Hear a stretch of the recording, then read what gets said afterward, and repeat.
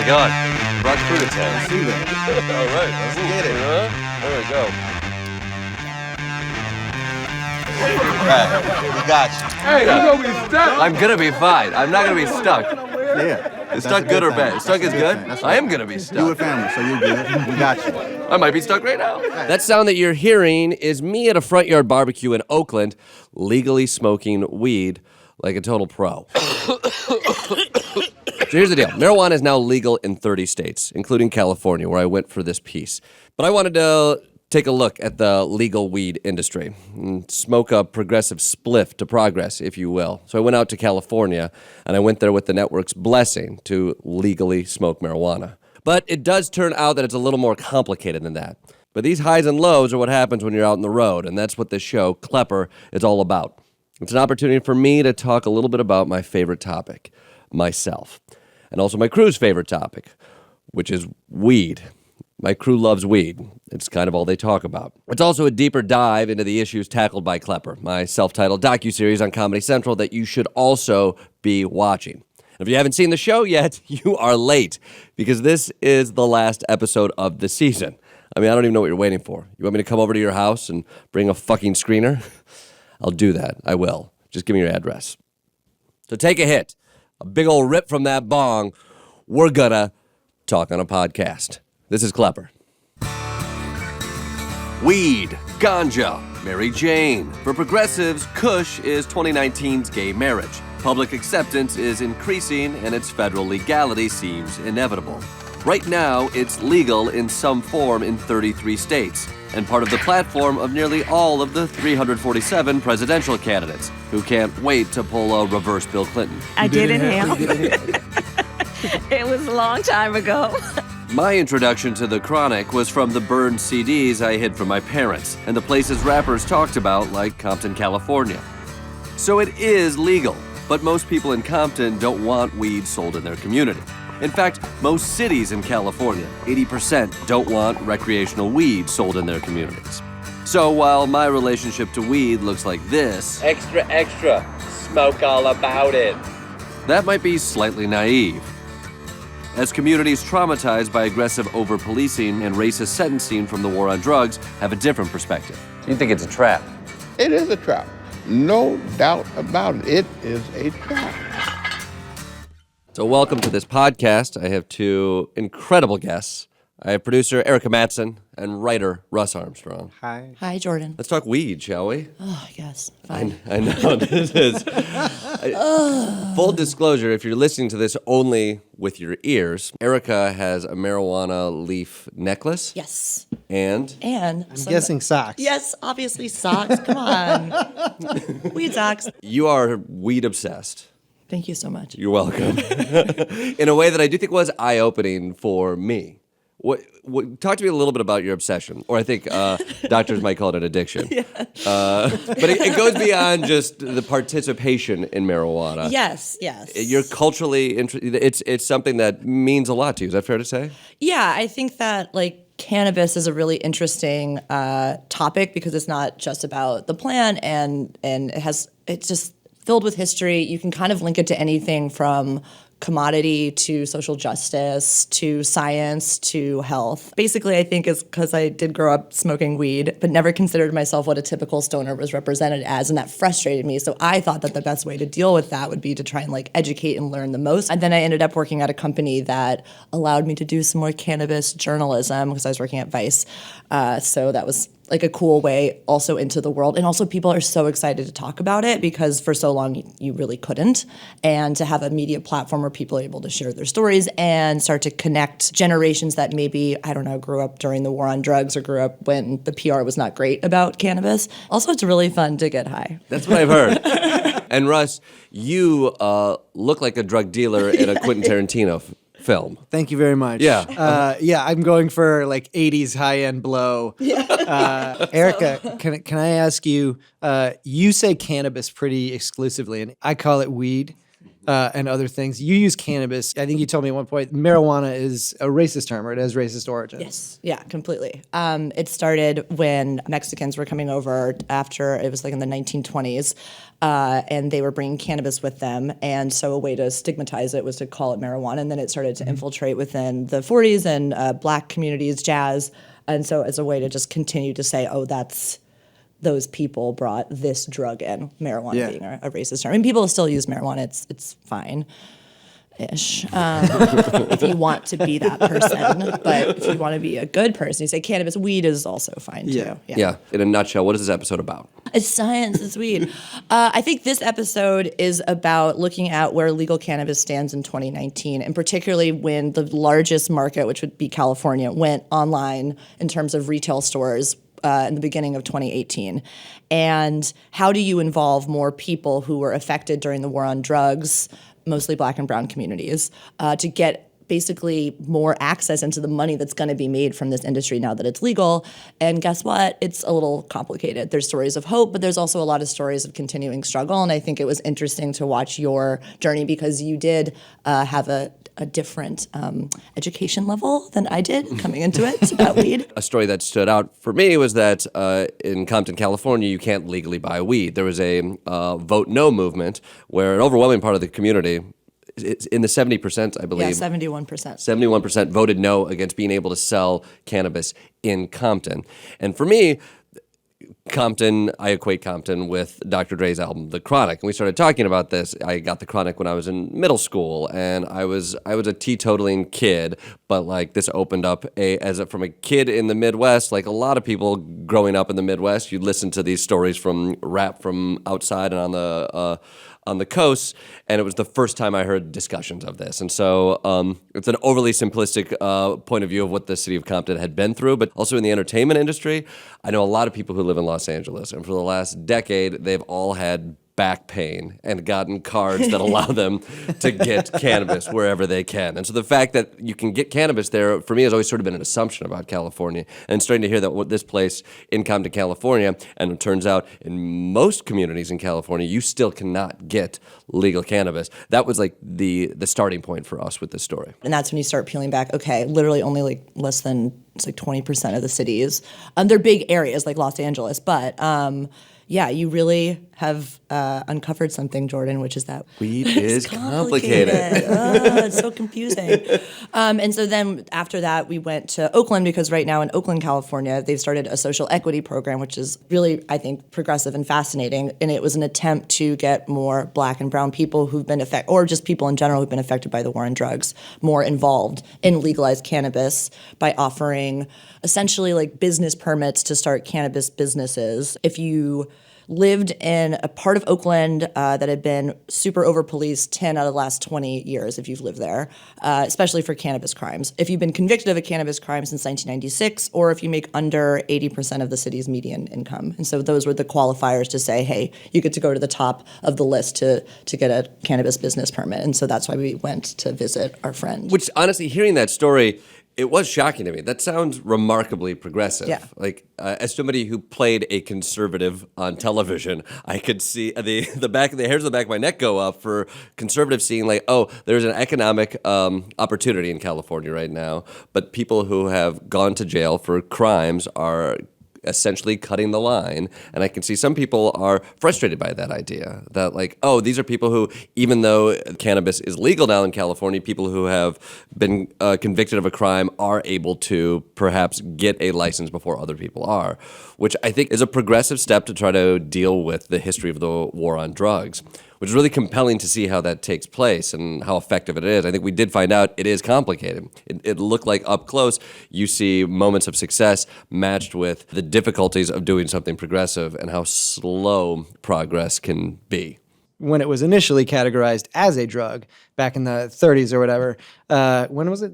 I mean, you're on the spot for this. Like you have to go back to like the marijuana tax law, which was right. I think in the late 30s, early 40s, and then you obviously had Reagan and that level of like war on drugs. That again, it's just another excuse to over police black and brown communities by saying, like, okay, weed now. Yeah, the initial vilification of it was what was unjust. So to remove that vilification of it, I think we're not elevating and saying that this thing is now like incredible, but we're saying that the previous classification of it was incorrect and wrong and incorrectly applied. And I think like viewing it from that perspective, I think shifts a lot for me as far as like, are these people jumping the line, or are they simply being removed, having the burden that was undue removed from them? But I think like you're seeing justice rather than giving someone a leg up. You're seeing equity. How do you make up for something like the war on drugs? You look at Compton, who said it obviously affected our community. At least this percentage of the population said we'd rather just keep legal cannabis out of the community for now. Also, there are a lot of complicated rules and taxes and legislative things happening. So maybe until that settles, we'll just say no. With someone like Virgil Grant, who was your introduction into Compton, who you rode around and pointed out cool landmarks and talked about Dr. Dre's album. So where are we at? D's Liquor, city of Compton, my dad's liquor store. We still own it.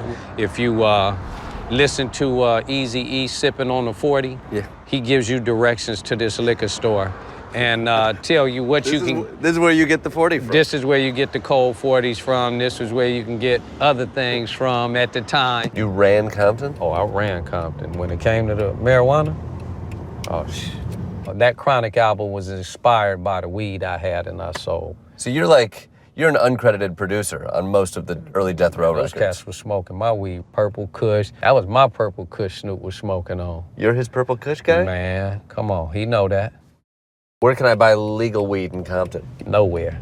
What? Nowhere. He calls himself the king of Compton weed. Yeah. He said he sold to everybody in Compton. He kind of walked us through what it was like to be a dealer back in the day, and that he paid the price for it. And now he is out. And I think that was he took us to his store. He has multiple stores in the Los Angeles area, but none in Compton. He wants to own a store in Compton. That's part of his frustration. And he was beaming with pride as he took us through.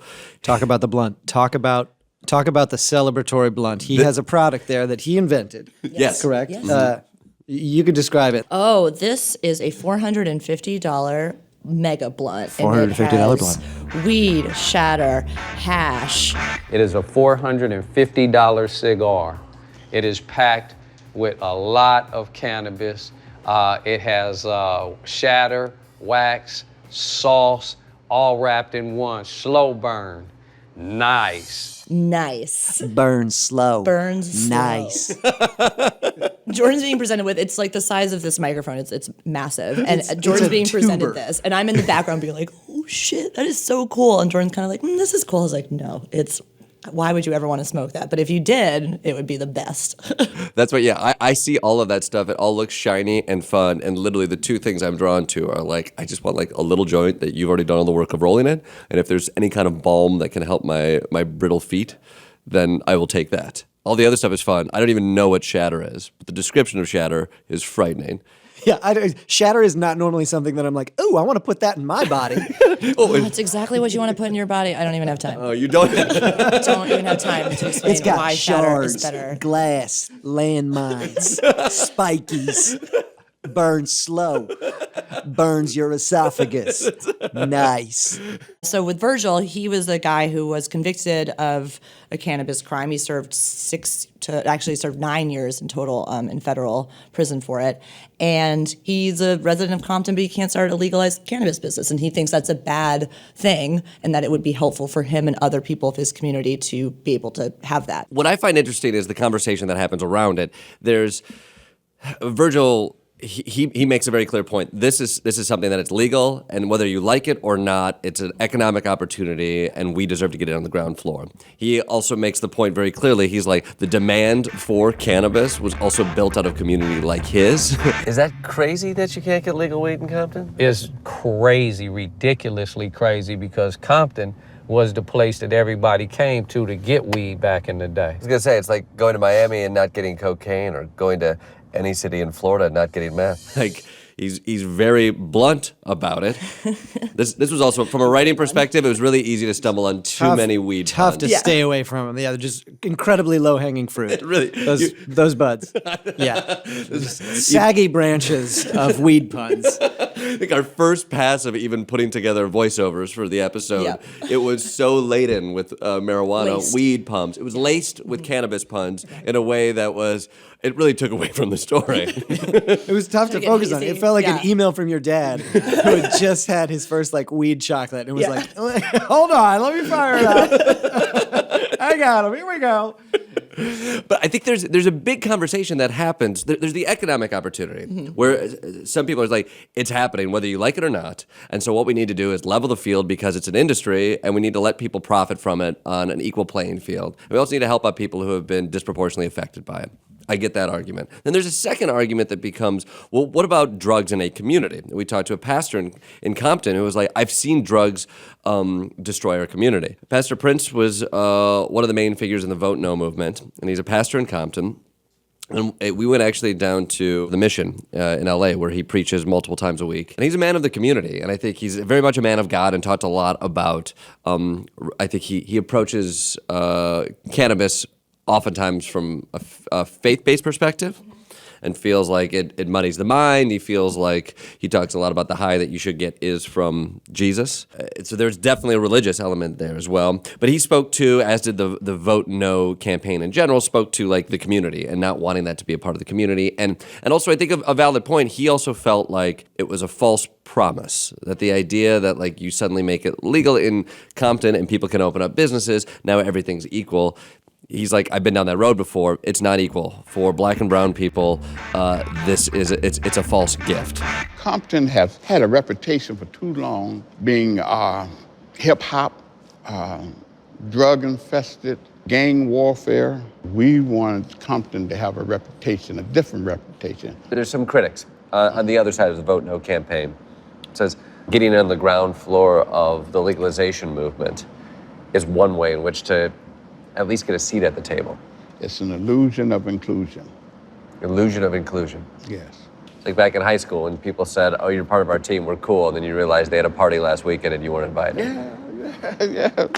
You got it. Yeah, I've been on the other side of that illusion before. It's painful. Virgil would push back and he would say, weed did not destroy our community, it was other drugs, It was opioids and what have you. And I think that's an interesting conversation to have, but you're seeing a lot of people in California not want drugs sold in their neighborhood. When I hear people talk about it from the point of view of it's a fun recreational activity that shouldn't be legislated, it should be treated like alcohol. But I also hear people talk about it as a health benefit, and it feels like it's constantly stuck between the two in a way that sometimes I had trouble listening to both ends of it, because you could go into a store and it felt like a party, and people are partaking in it in a way like they would a glass of bourbon. But then I feel people shutting down when they get nervous because it is something that right now is in a legal gray area in a lot of places, and so they throw out the idea that it's also medicinal and helps people in ways, which obviously there's studies for that, but I think then that muddies the experience. We're am I buying aspirin? In which case, am I buying oxycodone? Am I buying something that should be treated like I'm dealing with a pharmacist? Or am I buying something that is like Maker's Mark and it should be treated like something I'm going to take and go away with? I mean, in terms of from a retail perspective, I think you generationally, someone walking into a store who's wants the display to feel more like a jewelry store, more like, okay, I'm not walking into a head shop. But there is still a culture that feels like we helped create this, so why run away from the head shop feel culture? Because that's part of what I'm looking for. So there is a real disparity of where do you want to go. I think we saw Alfonso T. Blunt in Oakland. What a name. Real name. He was the first recipient of the Oakland Equity Program, or was the first recipient of a license and to open an actual brick and mortar store.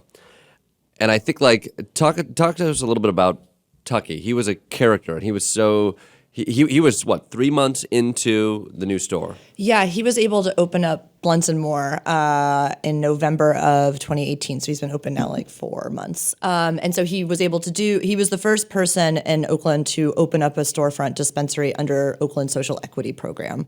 He has this big warehouse, and you were able to visit it, and you were describing when you first walked in, it felt a little bit like kind of like a Radio Shack mixed with sort of like a Costco vibe to it. May have been a Radio Shack. May have been a recently. Radio Shack. But with Alfonso, he was great because he's like the Virgil in the sense that he got arrested for selling weed, didn't end up serving time, but was put on like federal probation for 5 to 10 years, which meant that like if you were ever with him, you could also be searched by the police. His car could get pulled over. Like, crazy shit. He was arrested for a cannabis crime.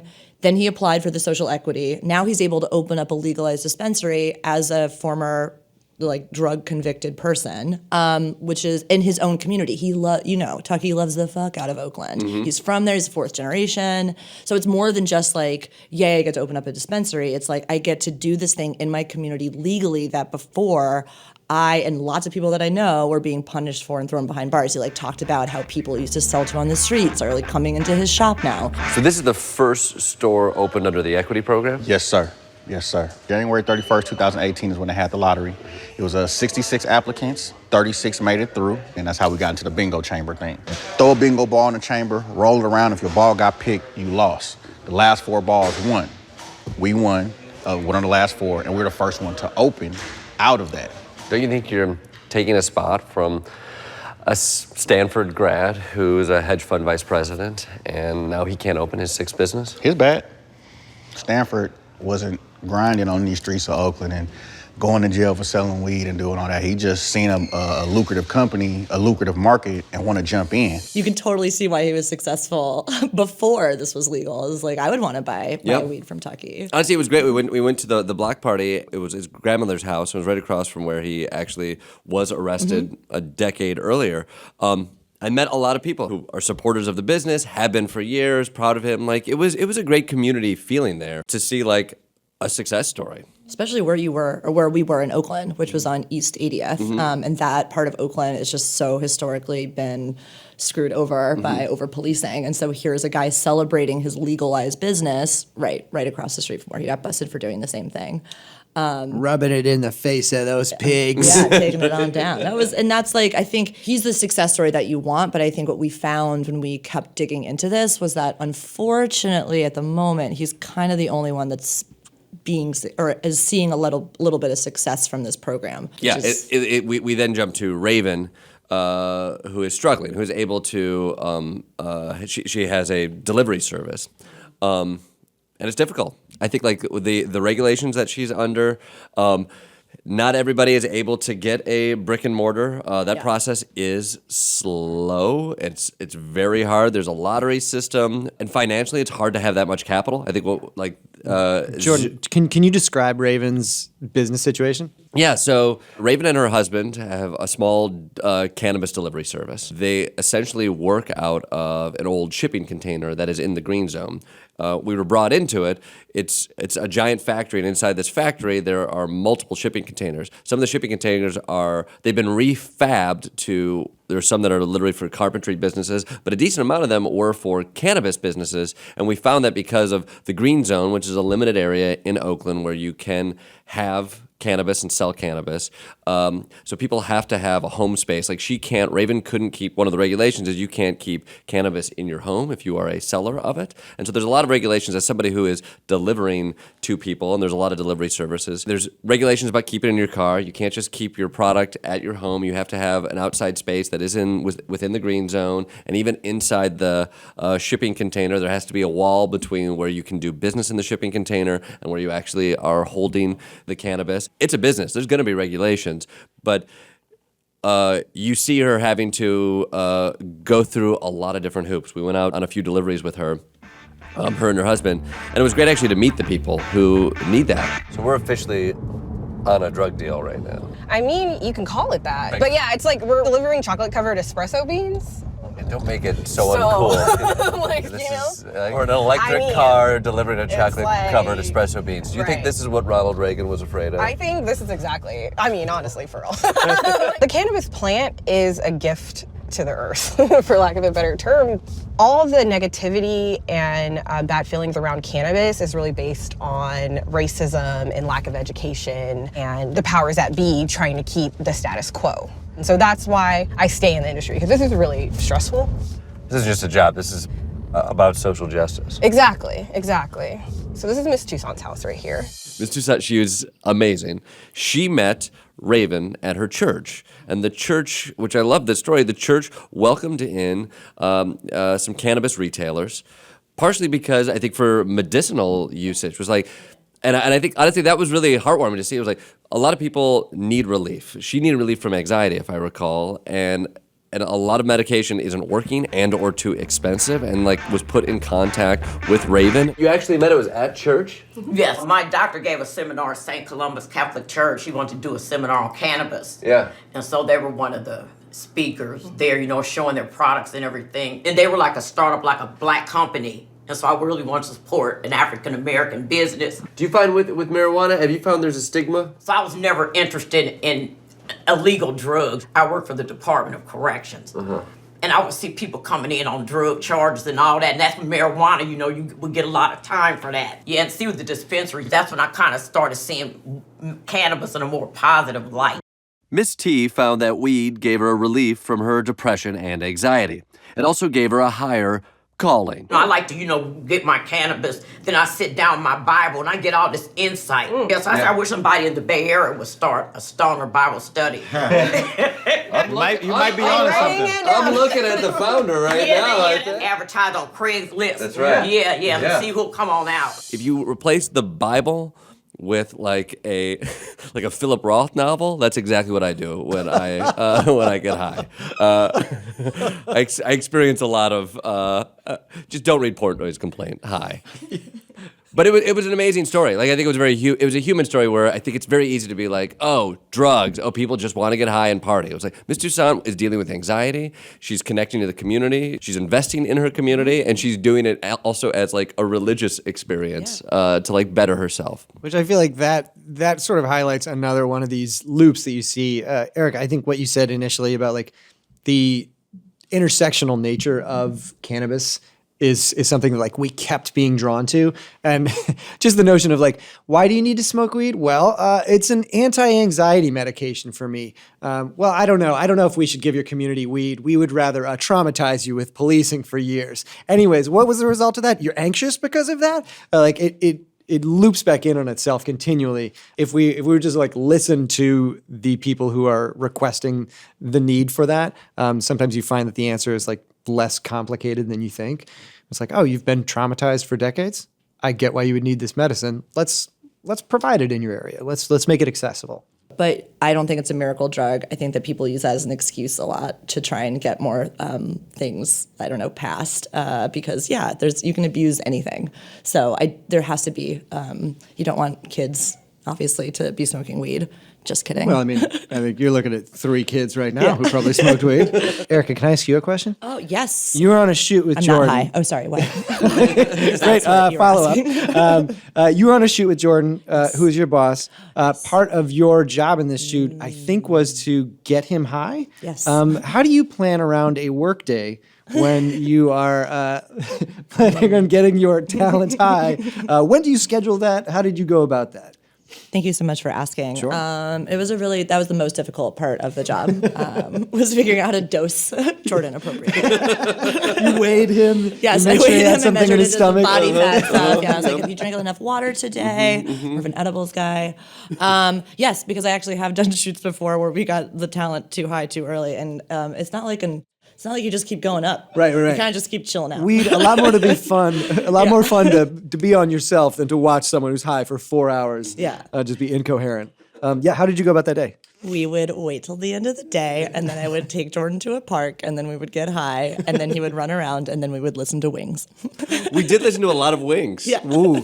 What did you guys smoke? Did you edibles, pre-rolls, blunts? What are we Pre-rolls. talking? You end up really liking the pre-rolls. I think edibles, I don't know. If you haven't really smoked a lot of weed, I don't recommend doing I smoked I've inhaled camera. occasionally. Edibles they don't always sit super well with me. At the end of the days, you would be like, I think we should get this shot where we We smoke a little bit. It'll be fun. We need the lighthearted moments here. We need to see you experiencing the culture, be a part of the weed culture. Which when I smoke, I tend to get fairly paranoid. And so, like, the idea of that and then adding a camera is a scary idea.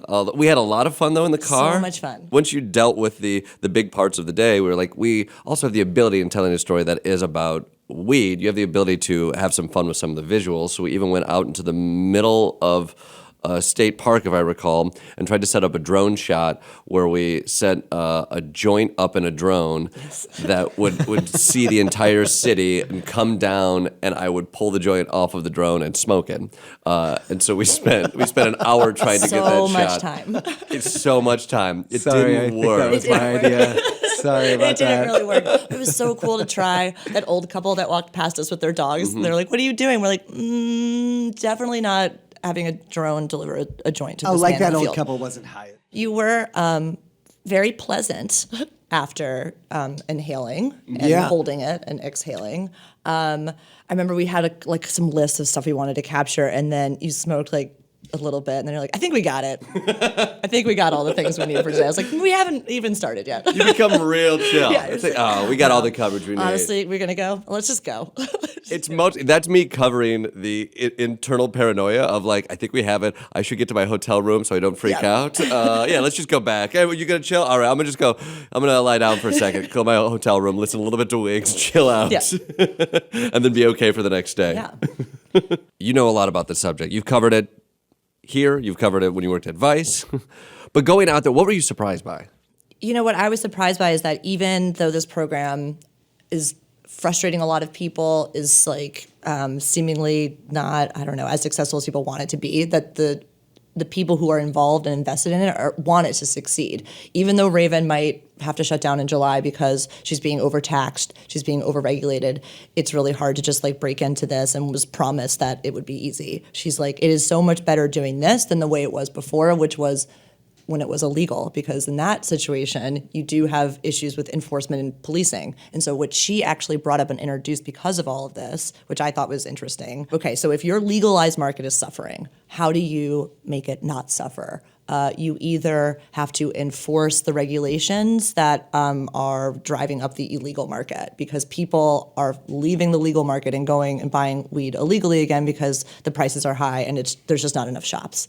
So the bigger surprise, I think, is that maybe we're looking at a potential war on drugs 2.0, because if you are the state and you want your businesses to succeed, but you don't want to cut your taxes because you're excited by the revenue you're getting from them, which is in California, they have like 20% taxes, and then there's another 15% locally, so you're paying like 40% more in taxes than you should be. You then have to step in and start enforcing shutting down illegal shops, and not like raids. I mean, sometimes, but you'll slap them with like a tax thing. Oh, you've been evading taxes. So, you still don't have the money to pay for them. Okay, now we'll put you behind bars. So it won't look necessarily the same as what the war on drugs is looking like in the 80s with, that kind of policing. It's just a different way of driving enforcement back to the illegal market, which I thought was the interesting. war on tax evasion. War on tax evasion, yeah. Yeah. And what I thought was interesting, what was Virgil's take on that? Oh, yeah. So everybody that we had talked to who was from the legalized market was like, oh, yeah, kind of like, we understand the black market, but come on, guys. Virgil was very hardcore, like, no, I do not understand people who don't want to make an attempt to go to the legalized market. I did it. We're all pushing for this. And the fact that you still remain on the illegal market is ultimately just going to hurt everyone. And I think hearing that from him led us to seek out this guy named Chip Moore, who is in Oakland, and he is part of a community that still services in the illegal market, aka he like may or may not run events in which people come and sell and buy at not on the legal market because they're not being taxed. But there are people who are legally selling marijuana here in Oakland who are getting priced out because people, instead of buying legal weed, are going underground and buying weed. That sounds like an excuse to me. We're here in the most competitive cannabis market in the world. These people can't afford to purchase legal cannabis in Oakland. But it's about changing the system. It's about granting access. It's about being an advocate for the people. So you become a voice of the people. Has the people's voice always been so gravelly and sexy? Not at all. This comes with decades and decades of being a cannabis enthusiast. The black market's still going strong. I don't know. Allegedly, what did you hear? I heard this might be the place to be. I don't know. For me, I know that this is a great place where all my friends and family come to communicate about our world. These are big events, allegedly. they're huge. I was definitely surprised to know that these things are kind of happening out there. And in talking to Chip and talking to people, like people really, that felt like the community that even you described to me about like, cannabis is a culture, and it's a culture of like artisans and people who come together and are trying to help in ways that feels less like a Mac store and more like an artisanal quilt store. Yeah. And I think and it felt like, oh, I can see what is really appealing about this. I can see where like there's artistry brought into this, there's friendships, there's small business and hustle, and that is still out there in the open, and you can see where you almost want the legal market to begin to feel like that, but that is now being essentially counter-programming to what is the legal market. I guess when we zoom back, the larger question we also had as well, many other states are looking at California, they're looking at Oakland, they're looking at the equity program, and they're wondering, is this effective? New York is looking at this right now to say, like, is this effective? If we legalize cannabis in New York, is there a way in which we can also look at the way in which the war on drugs affected communities, and is there a way we can legalize cannabis and help address that? I think the jury's still out. I don't know. What do you think? Because I think someone could ask themselves, well, okay, I maybe understand why Black and brown people and communities would need like a quote leg up because of how they've been affected by the war on drugs. But like, is there anyone making money in legalized cannabis, which I think might be the bigger question. And so, yes, the taxation is really high. So the only companies that are able to make money are ones that are big and have been established before. And like, that's why we went to visit Nug, which is a giant vertically integrated company. You are at Nug headquarters in Oakland, California. Nug. Nug is big cannabis. They're like Amazon, if Amazon paid taxes. Nug is a vertically integrated cannabis company. We provide high-quality cannabis products at affordable prices to almost everybody in California. Which means that from seed to sale, they have business investment. So they grow the weed, they cultivate it, they manufacture it on site with a really cool weed science lab that creates things like shatter. Nice. Nice, it's pretty sick. It's two white guys that own this company. We're not trying to say, that's a reason why they're more successful, but they had a different way into the market. They were involved in science lab testing in Colorado like 10 years ago. So they were able to see a market, start building contacts, collecting and making an industry so that when they were starting in California, they can afford to pay the 40% in taxes. Someone like Raven, someone like Alfonso, someone like Virgil, they are starting so low because they've had to come out of the shadows essentially and start the business now. And that's just really tough to compete with. Nug is not a bad guy. I bet the big box squares at Nug don't even know about the equity program. In Oakland, there's a social justice program to provide opportunities in the cannabis business for people who have been previously persecuted by the war on drugs. Okay, they know what it is, but I'm sure they don't participate in it. We participate in that program, and we have 6 different groups that we're working with, and we're providing them greenhouse space, and they'll be in there for about 3 years. 3 years. That's cool. How is the equity program turning out here in Oakland? It's slow to go, and I'm a huge supporter of the program. I would just like to see maybe the regulations eased a little bit so that we can have this happen more quickly. Fine, damn it. Maybe Nug isn't the bad guy. One thing we asked them was, do you see yourselves as activists? And they said, no, we're businessmen. And I can't fault them for it. Of course, it's a business. And then when we talked to Raven, she's also a businesswoman, and she's very clear about that, but she's also an activist. And she feels like you have to be. To me, the moment clicked when she said that, where it was like, oh, she has to have 2 jobs. And I think that's the difficulty of a lot of the people who've been affected by the war on drugs and some of these smaller businesses as they move into this field. This is why I smoke so much weed, Jordan. It's just too much. This is a problem that we can smoke our way out of. Yes. Ooh, I like that tagline. It looks like you're also setting yourself up to do yet another episode on cannabis. Oh, no. no, it's just my arm.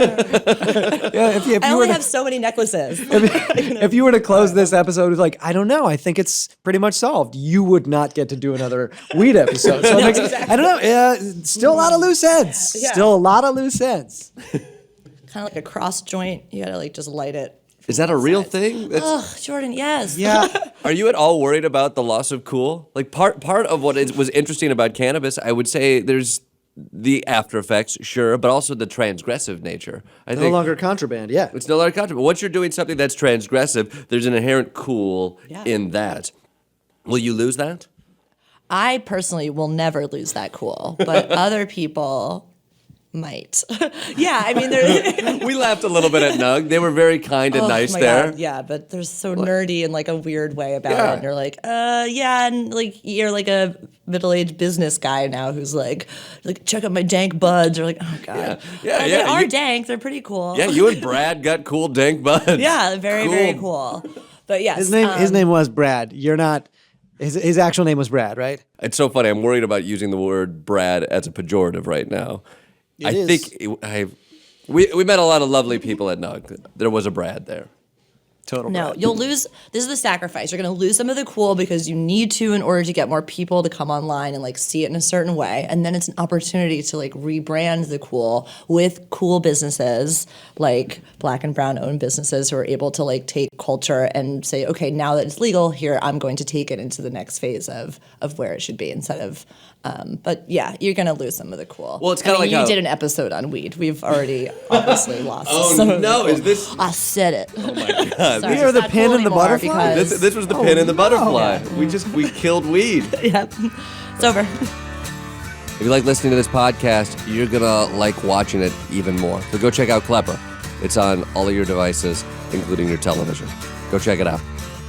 Thank you for listening.